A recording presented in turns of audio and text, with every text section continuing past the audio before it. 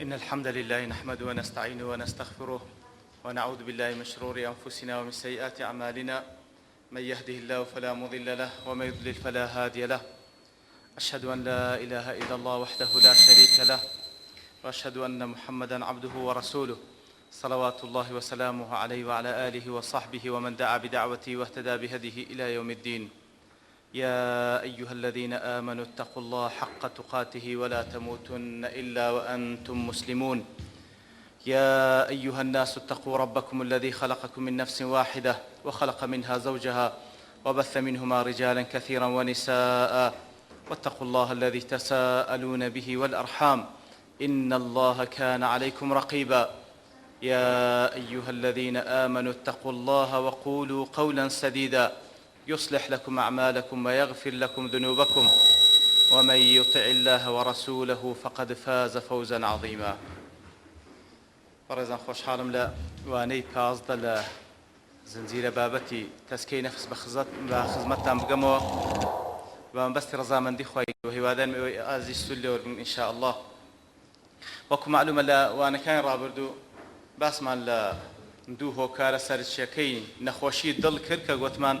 بریتێ لە شوبهات و هەروەها شەهەوات.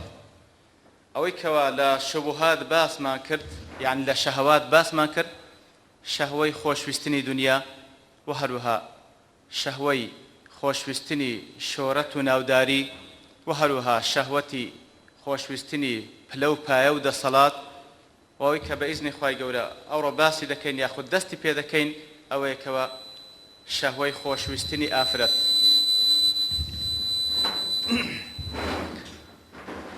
دیار لە سەرەتادا کاتێکەوە دەڵێن شەهوەتی خۆشویستنی ئافرەت لۆ بەلعەکس ناڵێن لۆ ناڵێن شەهوەتی خۆشویستنی پیاو لەلایەنی ئافرەتەوە. دیارە زانایان دەڵێن لەبەر ئەوەی لە ئەسڵەوە ئافرەت خۆشویستنی یەکەمی زیاتر لە بۆ زینەت و ماڵی دنیا و جلک و بەرجی جوانە زیاتر وەکو خوای گەورە وەسفی دەکاتن ئەوە مەن یونەشەء فی الحیلیەتی وهو في الخصام غير مبین. کەواتە ئەسڵ لە خلقەتی ئافرەت ئەوەیە زیاتر احتیماماتی یەکەمی بە خۆڕازاندنەوە و بە زێڕ و زی و بە جوانکاری جلک و پۆشاک و ئەو مەسائلانەیە. و هەروەها لە نوقتەی دیکەش لەبەرەوەی لە لای پیاو ئەسڵ لە عیلاقەی بینی پیاو لەگەڵ ئافرەت ئەوەیەکەوە دافعی یەکەم لە لای پیاو غەریزەیە ئەوجە دوای عاتیفەیە. بەڵام بە پێچەوانەوە لە لای ئافرەت نەزەرەی ئافرەت لە بۆ پیاو لە ئەسڵەوە عاتیفەیە ئەوجە دوای دەبیتە غەریزە. کەواتە ئەو فەرق و جیاوازیە هەیە. کەواتە زیاتر بەڕاستی ئافرەت جێگای تاقیکردنەوەن لە بۆ پیاوان ئەوجە دوایش بە دەرەجەی کەمتر پیاو جێگای تاقیکردنەوەی لە بۆ ئافرەت. لە صحیحی بوخاریدا ئوسامەی کوڕی زەید دەجێڕێتەوە خوای لێ ڕازی بی لە پێغەمبەر صلی الله عليه وسلم کە دەفەرمی ما تركت بعدي فتنة أضر على الرجال من النساء.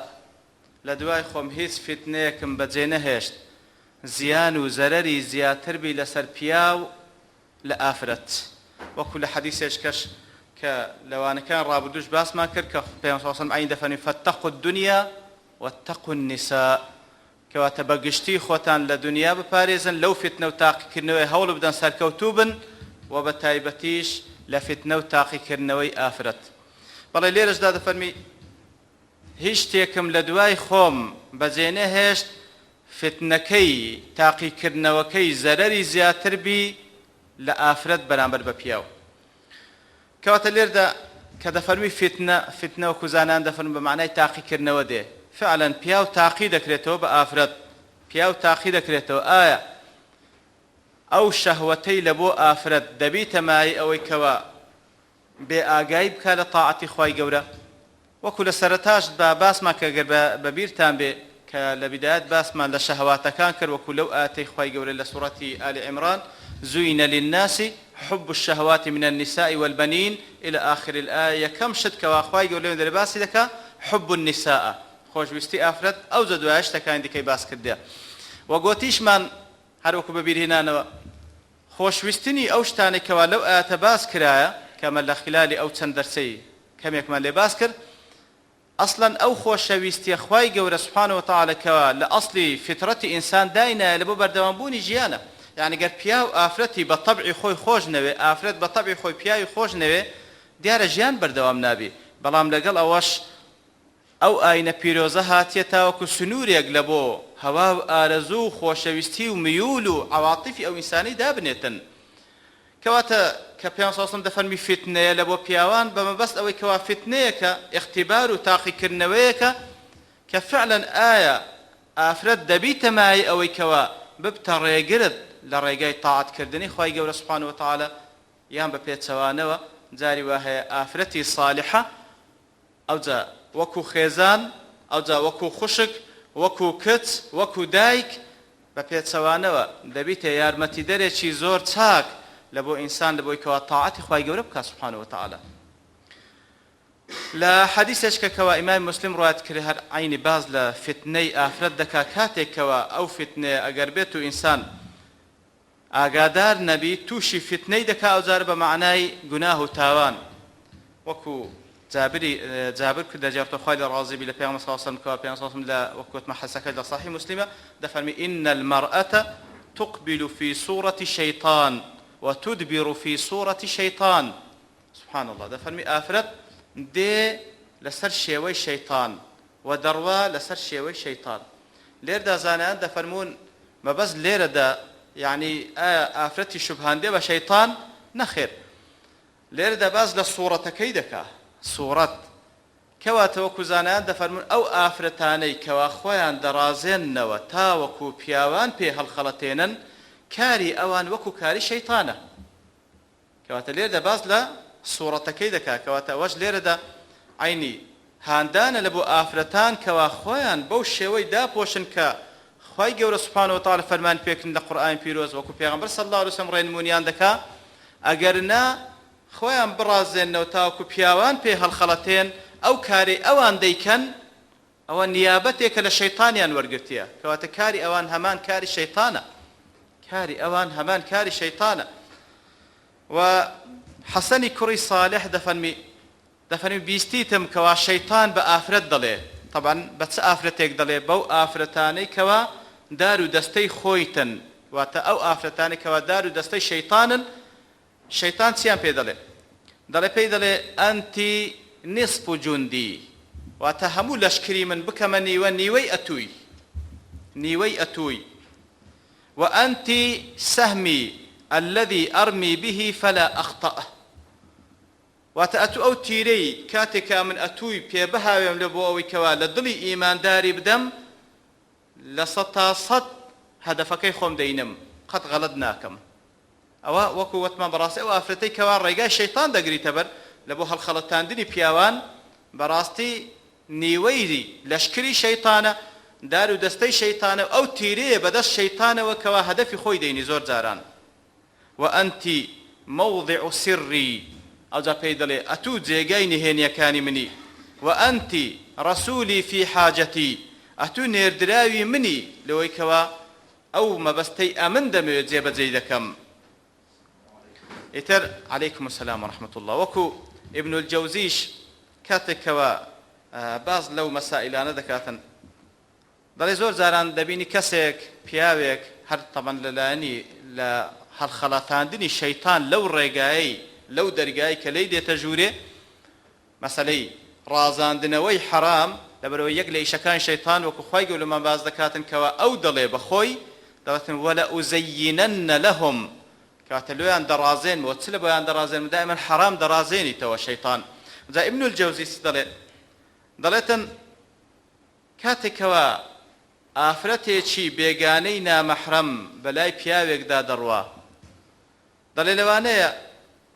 خێزانەکەی خۆی ئەو پیاوەی لەلایەنی هەیئەت و شکلەوە زۆر جوانتر بی لەو ئافرەتەی،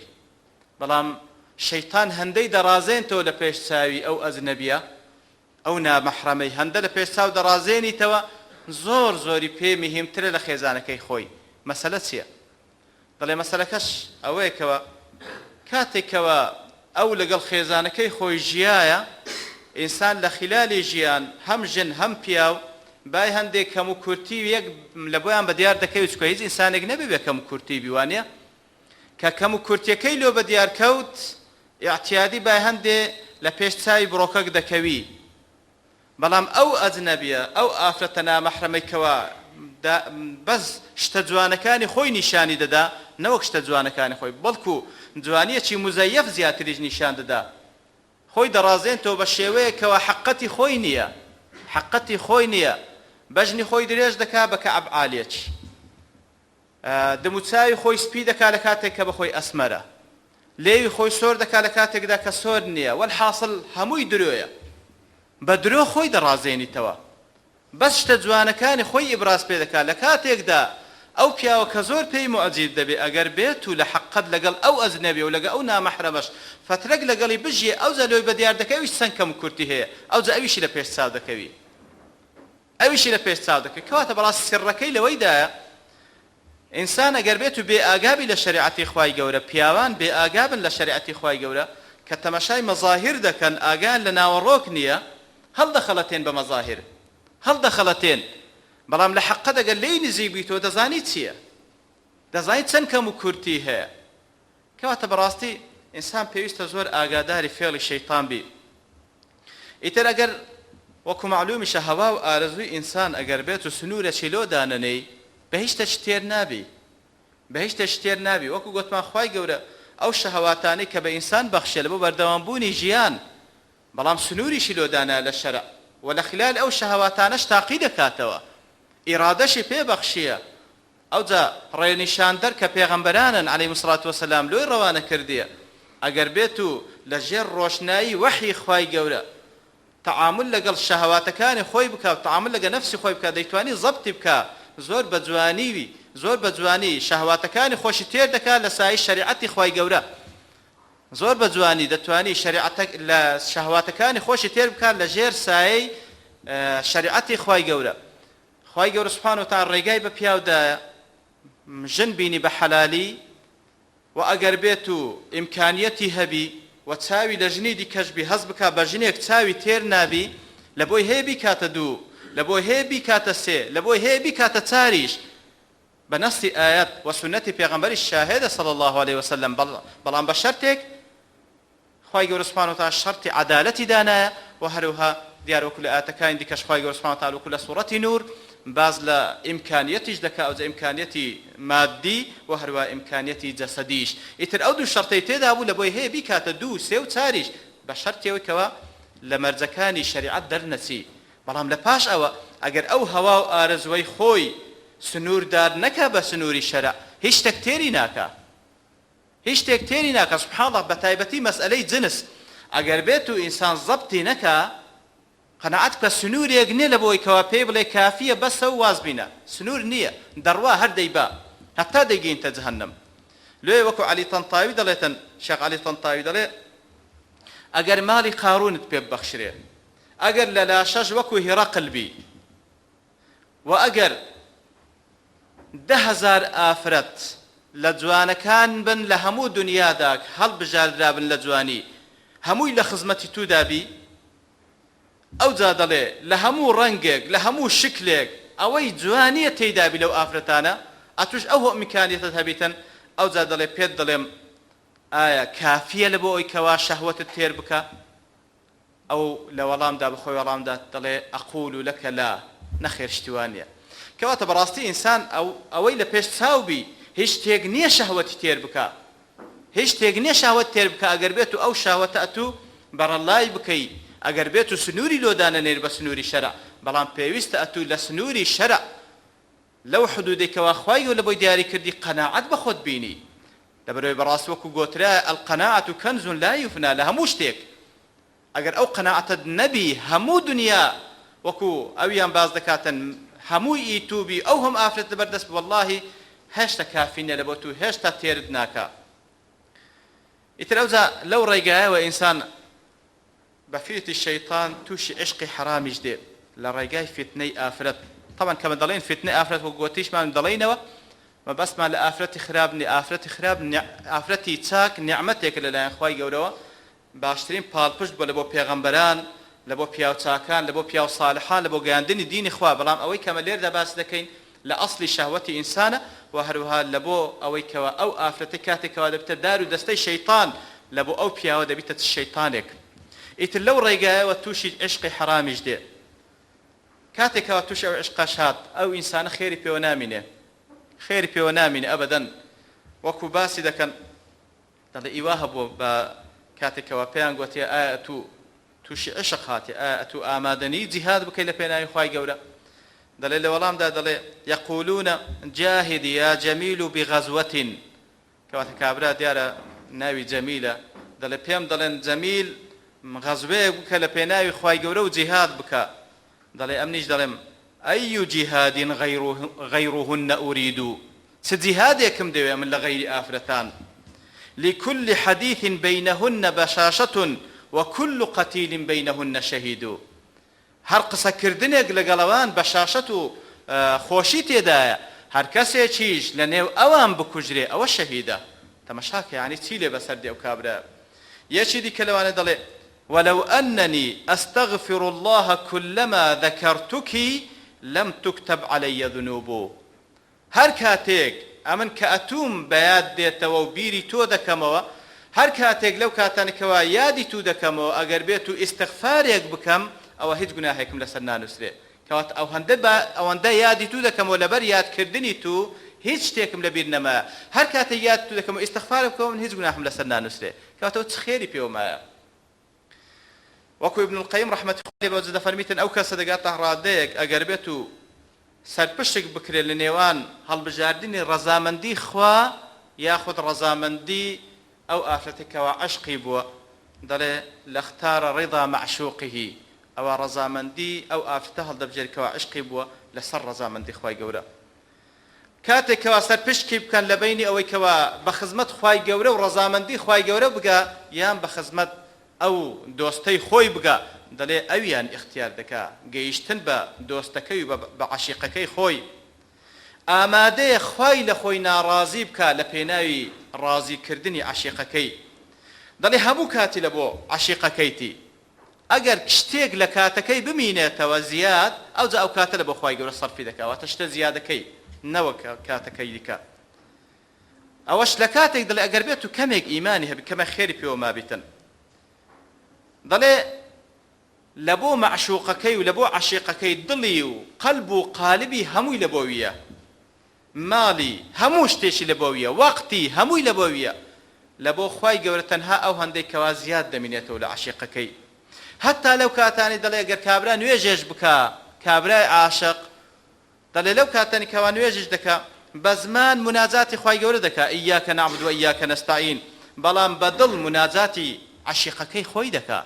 کەواتە بەڕاستی و مصیبەتە ئەدی باشە ئەگەر ئەوە شرک نەبی ئەدی شرک معنای چییە و هەروەها ئەوجا کاتێک کە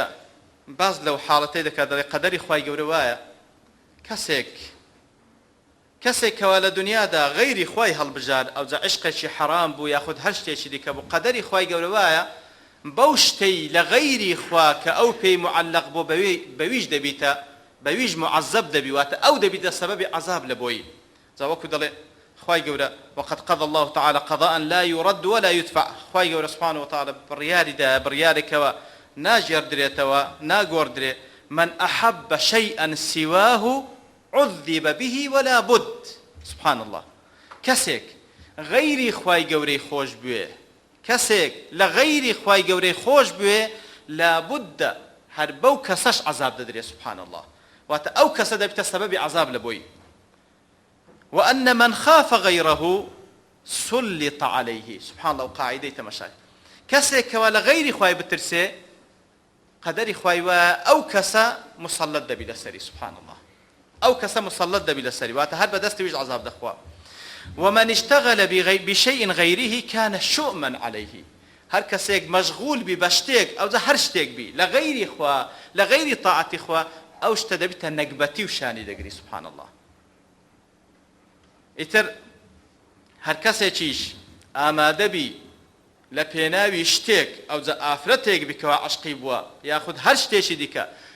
ئامادە بی لە پێناوی ئەو شتە خوای لە خۆی ناڕازی بکە ئەوە قەدەری خوای گەورە وایە بهمو شويك دبيت عبدي أو شتو ليش رازي نبي سبحان الله دبيت عبدي أو آفرته ليش رازي نبي أو زاد فرمي من أحب شيئا غير الله عذب به 3 مرات في هذه الدار سبحان الله هر كسيكي خوش بيو لغيري خوا أو كسا ياخد أوشتا دبيت السبب عذاب لبوي 3 جارا لدنيا دا پیش اوی اوشتا بدست بینی عذاب لبوي خمو خفته كبدستي هنا عذاب لبوي لبروي لوي دترسي لدستي بتي هو خلودي بينا بخشرها سبحان الله وهروها عذاب لبوي لكاتك كوال باش اوي بدستي هنا ولا دستي دتي كوات لسي حالت دبوي دبيت عذاب لناو برزخيش سبحان الله عين دبيت سبب عذاب لبوي لبرزخ لناو قبر دبيت عذاب لبوي لبروي لخوشويستكي دور دكوتو فراقه سبحان الله دور كوتنوي كوا رجاي قرانون يزارشي ديكا وهروها دبيت ايش آزار لبوي او عشق حرامي كوا لدنيا دا عاشقي بوبو بيت قالوي كوا لي جدا بوا لحالتي دوم دبيت ايش آزار لبرسي لبروي لبيناوي او خوشويستي حرامه نعيم وخوشويستي وسعادتي حقيقي لدست خوي دابو كأيش لخوشويستي خوي قوريه سبحانه وتعالى لبيناوي او خوشويستي حرامه سعادت و بختوري راستقيني لدست خوي دابو كوا خوشويستني خوي قوري اوج دبت ايش آزارك لبوي وهروها او زادلتن يقلا سببا ياخذ يقلا هوكاركاني كوا دبيت هوكاري عذاب لبوي اويش اويا او عشق حرام لنا وقبر دبيت ماي حجاب لبيني او لبيني جيشت مرزا من دي خوي قورا ايتر او زوكو دلتن او كسل لنا وقبر هل وكو لا شكي بكرمو مارودو بشك دخوري روحكشي هل عذاب دا بوهم عذاب وهم خمي كوا هنديش لوان اللي ردا باسكر ايتر لباشي جياني برزخش كوا كاتك وروج قيامة دس بيدك عذابي أدهى وأمر دس بيدك والعياذ بالله طالترنا خوشتر ايتر بشيك بولا شهوتي خوشويستني آفرت كوكوت ما براستي لأصلوا خواهي قولك خلق كرد الإنسان لبو بردوان بوني جيان وهروا سنوري شلو ما دانا لحدود الشرع أقر بما نوي لسنوري شرع تعامل لقل أو شهوة تجبكين أو دبي تنازو نعمتك دبي تبال بشتك هر وكو خديجة خوالي رازي بتاكترين بال بشت بو لدواي أويش خزانة كانت كي پیغمبر عليه الصلاة والسلام خواهي قول لين رازي باشترين بال بشت بون لبو قاندين ديني خواهي قوله ايتر اگر بيتو بو شوي تعامل لقب كان بلام اگرنا وكو باس ما كلير دا كمك كوادا بتماي عذاب هم لدنيا هم لنا وقبر هم لقيامتش خوابنا ممدا باس لشهوتيش كذا كاين لشهوات كاني دنيا ايش اويا شهوة حب الاهل والولد او الشهوتيش ديكي خوش ويستني خيزان من دال او شهر لاصل او خوش ويستنيه كواوادا كاتن عائله بنماله نپسرين ليكتري ونترازين وبردوام من لقل يكتري وبتوانن ايش آزاركاني يكتري تحمل بكن بحكم او خوش يستفتري كوانا ضلوا دروني انا برامبر بيكتري بلان بشرتك كوالا سنور در نسي خواهي يقول لسورة التغابن دا فرمي يا أيها الذين آمنوا إن من أزواجكم وأولادكم عدوا لكم فاحذروهم وإن تعفوا وتصفحوا وتغفروا فإن الله غفور رحيم أي كوم لباور داران إن من أزواجكم ليردا من وكزانا دفنون تبعيضية وتهندق لخيزان كانتان هندق لمن دال كانتان دبنا دجمن لبونغو يترحزروا آقادار خوتان وربقرن نافرمي هميان هندق لخيزان كانتان هندق لمن دال كانتان دبنا دجمن لبونغو لبرسي دبنا دجمن دبنا ريقريق لنيوان قو لنيوان قيشتن برزامن دي خواي قورا هروك لسبب نزولي أو آتدا عطاء كري يسار دفن من رحمة خوالي بدفن من درباري أو في كري مالك أشجعي دابزي وكو سبب نزول أو بكوا كسيك بخوان عائلة ومالو من دالبو حركاتك بيويستبا غزوو جهاد بكا لقل پیغمبر صلى الله عليه لخزمة پیغمبر صلى الله عليه وسلم دالي أو مالو من دالو خيزان خوان پیدا شور دكرده و دقريان و ديانگو لبو چه بجيمان ديلي بتماي چه بجيمان ديلي دالي أويش قدمي دشكاو لبر رزامندي اوان ندتو لقل پیغمبر صلى الله عليه وسلم جهاد بكا إتر أو آتا وكد الله سبب نزولك أو يوديارك كسبب نزول باز ذكر العبرة بعموم اللفظ لا بخصوص السبب إتر بوشي ويا أجر بيت مال من دال هندق لمال من دال وخواي قد فني دبنا دجمن لبونجو كان جين دبنا دجمن لو كاتب يعني ببنا مانع كوس بيج لبيش طاعتي خواي جور سبحانه وتعالى مال ما بخشى لو لبروي نخو ما لبرسان بمرين مروة جهاد نخو بكو جري يتر أما باشتو رزيل ورسوا دبين مع العلم اشتوانية والله نا جهاد لأزل الدين تبيش نبخشين لمالت كم دكاتوا أو هموي فيتي شيطانة هموي هالخلطان ديني شيطانة أجرنا مسألة أزل خواي جور سبحانه وتعالى برانديتيوا قل لو كنتم في بيوتكم لبرز الذين كتب عليهم القتل إلى مضاجعهم أو الدرباري أو كساني كوا لغزوي أحد شهيد بون منافق كان دانقو أقر بجوميان بكردبان نتوبان لقل بيغمبر صلى الله عليه وسلم ليون داري ندى كجران خواهي قولة فرمينا خيروانيا أواني كوا خواهي قولة تقديري كردبو بكجرين أقل لما لكاني خوشان داب نشتبان دبابا بي خويان بين لو جيغان روحيان دربسي أجر لبيناوي خوان نكجرابان دبا لبيناوي غيري خوان لوين دري بكجرين أوي خواي يقول تقديري كردية لمسألة أزل براوية كوات أو كاتي كوا خواي يقول تقديري كردية أتو لبيناوي خواي يقول أجر أو شرفت ببخش الشهيد بي بو خواي أو لحظة كهاد دمري بلو باكش لدزبتي أو مالي كوا لبيناوي خوا دي بخشي خواي يقول وعدي دا تعويز لو بكاتو هم لدنيا وهم لقيامة أقل بيناي خواج نيبخشي بو خواي درجات شوال لدبيته ولد دبيته زرر دبيله نخوشي بيبخشي دبيله زرر بيبخشي دبيله مشاكل بيبخشي كوات أو أشتانا برايته ومثلا رزق أزل إتر أو كما بس ما لي دخواي يقول دفرميتن هندق لمارو من دالتان دبنا دجمن لو الرقاية أقاداري أم باشا قيدنا أوزاني بان أوانا دجمنن بونا كوسب لبومان طبعا همونا وكوتمان هندق لو انا كخواي قالوا هذا فني كزانيد او دجمنا او بزهل وبوي تدجمنت هذا اون ديتي دا قالوا وهذا كديوتن اتو طاعتي خواي قلنكي يان متعمده وهذاك بهر حال تعامل لقلي كوبي ليدم بيكوجم بيبرم جني طلاق دم من دالكان فريب دم تيان لبكم نا خواي قالوا لباشو كو حق تمرو بازدك دفرميتن وإن تعفوا وتصفحوا وتغفروا فإن الله غفور رحيم سبحان الله ندج من آتي لقلبك نلي بدا نجني طلاق بدا نمن دالان بزي بيلا تعفوا وتصفحوا وتغفروا سبحان الله كوات بنا المنياني لقل يان بكن لكم كرتي كان يان ببورن لغلط كان يان تاكو شبكن هول بدن هر غلط يشكر صفحة نوي لقلبك يوا هر چند اتو لي خوش بي تاوروان لي خوش بون لله خوای گەورە بکە سبحانه وتعالى تماشاك کەواتە بەو شێوەیە پێویستە ئاگادار بی بەڵام معناوەش نە دوژمنداری بکەی ڕاستە و دوژمنداری دەکە ئەتو نابێت دوژمنداری بکەی لەبەرەوە خێزانی خۆتە ماڵ و منداڵی خۆتە بە چاکە لەگەڵیان بجوولێەوە ئەوان خراپەت لەگەڵ دەکەن ئەتو چاکەی لەگەڵ بکە لەبەرەوە ئینسانی محسن ئەوەیە ئەن تحسن إلى من أساء إليك چاکە بکەی لەگەڵ ئەو کەسەی کەوا خراپەت لەگەڵ دەکا ئەو دەیەوێت ببتە مانع لە پێناوی تو ڕەزامەندی خوای گەورە ئەتو بە پێچەوانەوە هەوڵ بدە ئەویش هان بدە لە بۆ تاعەتی خوای گەورە بەڵام معناوە نییە تەسلیمی بی نا تەسلیمی مەبە هەوڵ بدە ئەویش لەگەڵ خۆت بەرەو ڕەزامەندی خوای گەورە ببە لە دوایەوە دەفەرمی هەر عین لە سوورەتی التغابن إنما أموالكم وأولادكم فتنة والله عنده أجر عظيم لوين دەرێ فەرمووی هەندێک لە ئاتکە پێشتر هەندێک لە ماڵ و منداڵ لەبنە دوژمن لە بۆتان لەو ئاتە لە دوایی دەفەرمی إنما واتا حصرا إنما لبو حصرة أموال وأولاد لبونغو فتنة بقشتي فتنة واتا عيني تاقي كرنوية سبحان الله تاقي كرنوية مال من دال بقشتي تاقي كرنوية كواتا تاقي كرنوية آقادار بن بوي تاقي دكرينوية زور جاران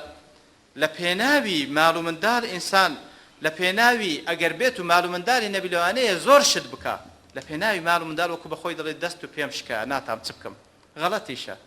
زور غلطة يتروكو بيان صوصم لا حديث صحيح هذا فرميتن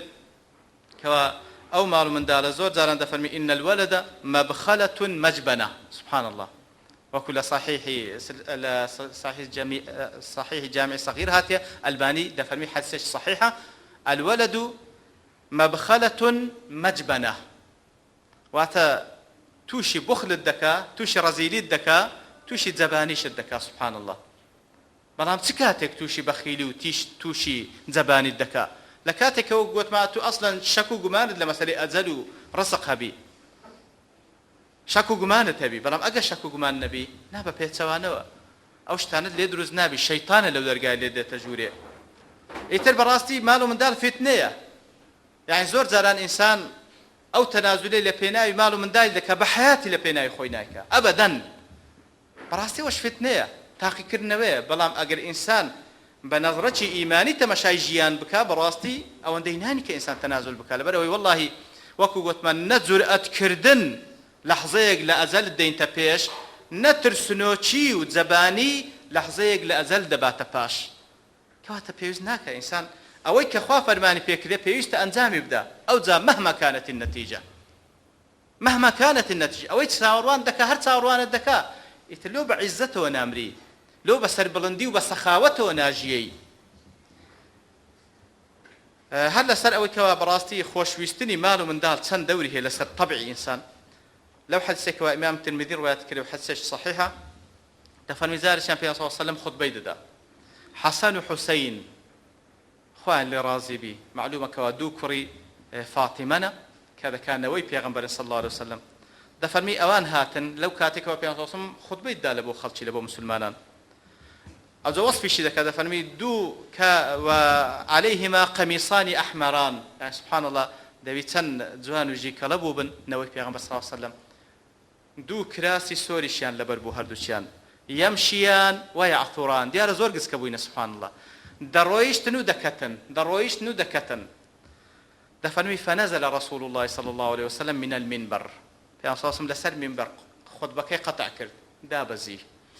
دابەزی فحملهما ووضعهما بين يديه هەڵ یانی گرت و هینای لەکنە خۆیانی دانا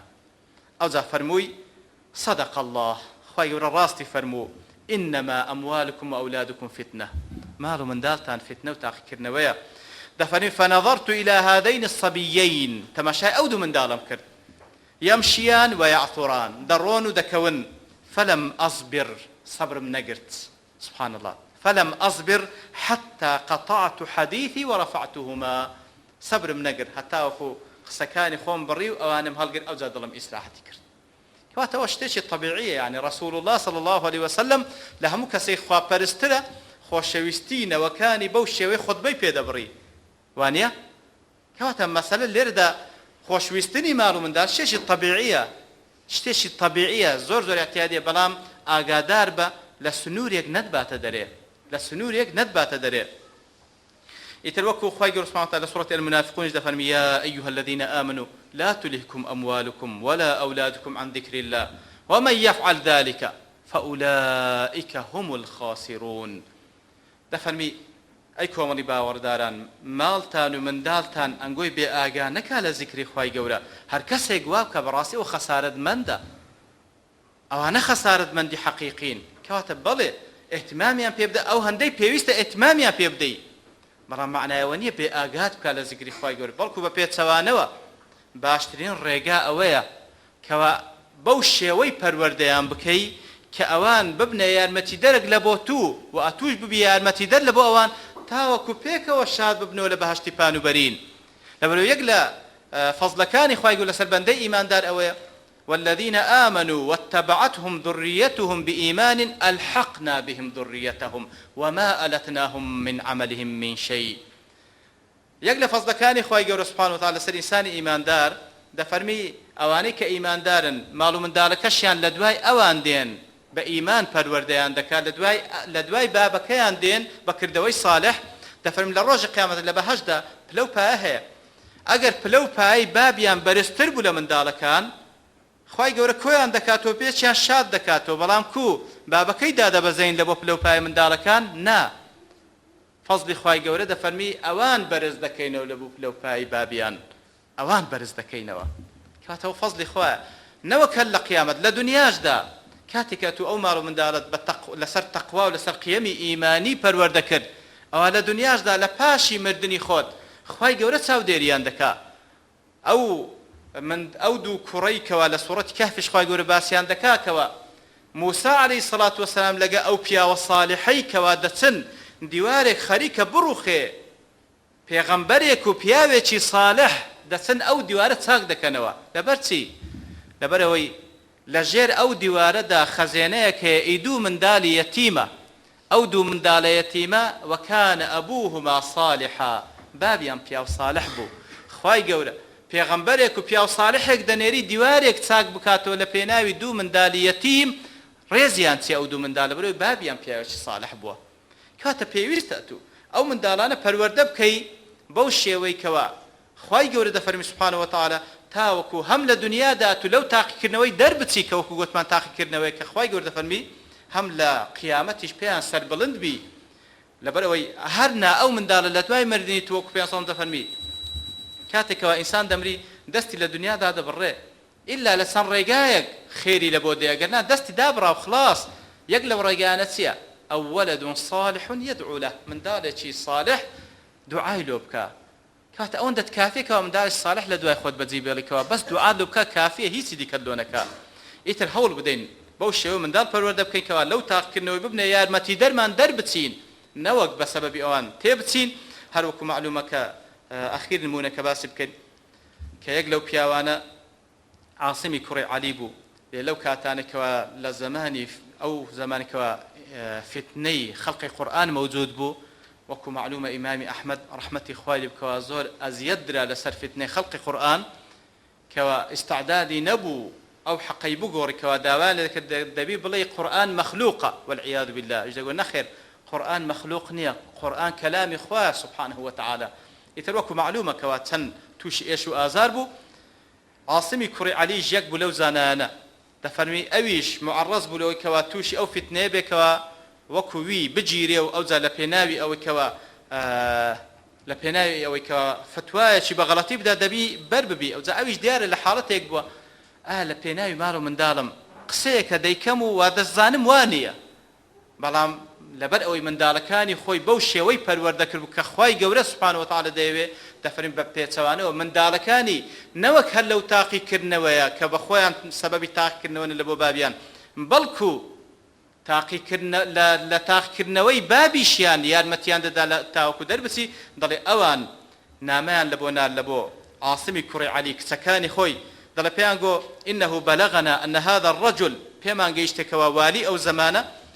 قد أخذ أحمد بن حنبل فضربه على أن يقول القرآن مخلوق بيمان جيشتكوا والي أو زمان أحمد كري حنبلي قرتيا إمام أهل السنة قرتيتي إيش آزاري ددا بس لبوي كواب القرآن مخلوقة يتر أتوج بابا فاتق الله لخواي بترسي ولا تجبه نكي ولا مبديوا لبيناي أوي كوا خدتوشي غضبي خواي بكي ولا تاوكو أقل لإيما بي نخير فاتق الله لخواي بترسي ولا مدوى فوالله لئن يأتينا نعيك أحب إلينا من أن يأتيك أنك أجبت والله بيمان خوشا خبري مردني تومان بي بدري نوك خبري أو من بي بدري كوات والله أول يبديوا بوي قسي شواب كي كواب بتماي نارازبون وسخطي خواي قولي لبوتو والعياذ بالله كوات براستي مارو من دار قلبيتو بوشي وپروردي بكي أو لو تاقیکردنەوەی بەسەر کەوتووی دەردەچی دەبیتە زەخیرە لە دنیا و لە قیامەت پێیان سەر بڵند دەبی لە خوای گەورە دەپاڕێنەوە خوای گەورە وامان لێ بکە ئەو توانایەمان پێبەخشی لەو هەموو شەهواتانەی کەوا باسمان کرد خوای گەورە ئەو ئیمکانیەتمان پێبەخشکەوە بتوانین زاڵ بین بەسەر ئەو شەهواتانە لەو تاقیکردنەوەانە یا ڕەبی خوا بەسەر کەوتووی دەربچین بەسەر بڵندی ئینشاءالله بە ڕۆژ پیاتی ئینشاءالله بگەینەوە خزمەت خوای گەورە سبحانه وتعالى سبحان ربك رب العزة عما يصفون وسلام على المرسلين والحمد لله